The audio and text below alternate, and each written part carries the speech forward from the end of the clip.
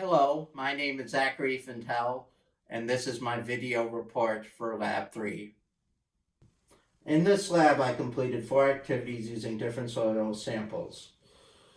The samples I used were the sand and clay from the materials kit. I also collected a soil sample from outside.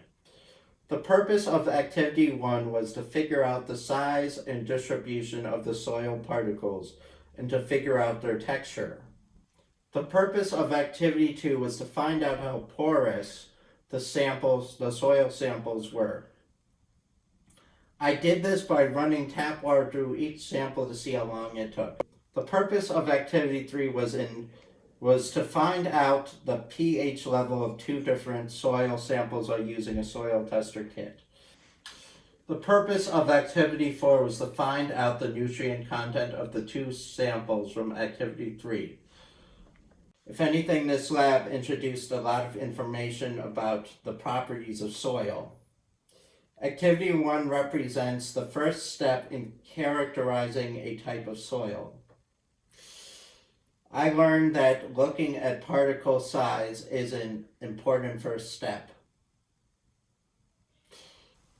I learned that structure affects how water, plants, and more are able to move through soil. This is why we ran water through the samples in Activity 2. Another important idea from this lab is the pH value of soil.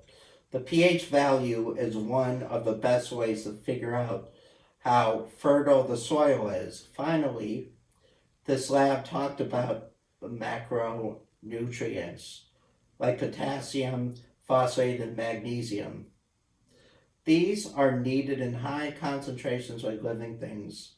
Therefore, we tested soil samples for these important elements. The process that I followed for Activity 1 was to put sand, clay, and my collected soil into 3 different test tubes, half full. Then I filled the breakers with water to about 1 centimeter below the top.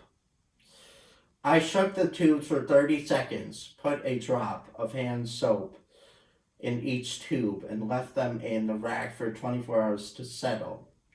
After 24 hours, I placed a white piece of paper behind the tubes and used a ruler to measure the depth of the soil and its layers. I recorded the values in data table 1 as seen here. These are my results.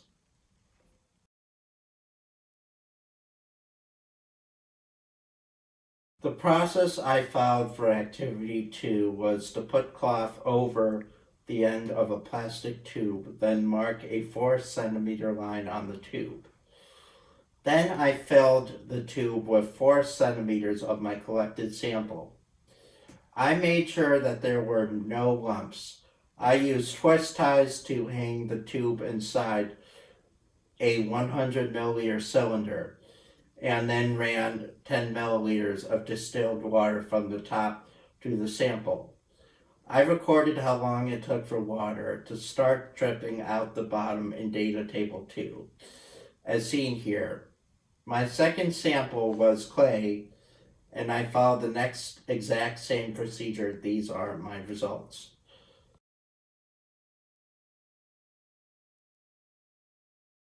This was my process for Activity 3.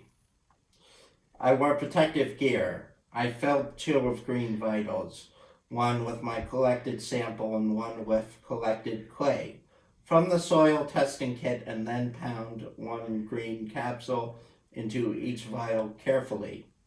Then I added distilled water up the 4th line of each vial.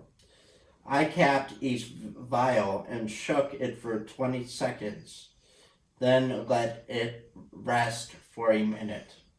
I compared the color of each sample with the pH color chart on the kit.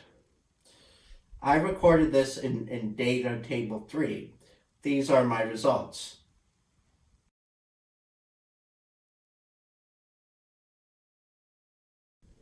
This was my procedure for Activity 4. I measured 2 centimeters and filled 2 different tubes with my collected sample and with clay. Then I put tap water up to 1 centimeter below the tap of each tube. I shook each one for 1 minute and then let them settle for 24 hours in the rack. After 24 hours, I used a pipette to fill the purple, blue, and orange vials from the testing kit. I filled them with liquid from above the soil in both my tubes. Finally, I compared the sample colors to the plant food chart and recorded the data in data table 4 as seen here. These are my results.